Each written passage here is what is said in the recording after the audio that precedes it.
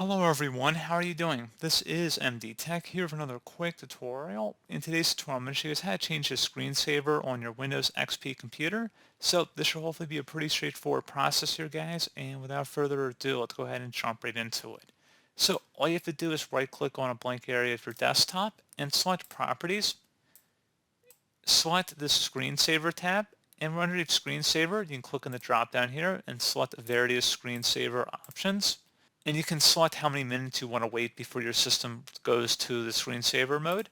So pretty straightforward process on that, guys. And if you just want to turn it off altogether, you can just select none so that it does not go to screensaver ever. And then you would select applying, okay? And that's pretty much it.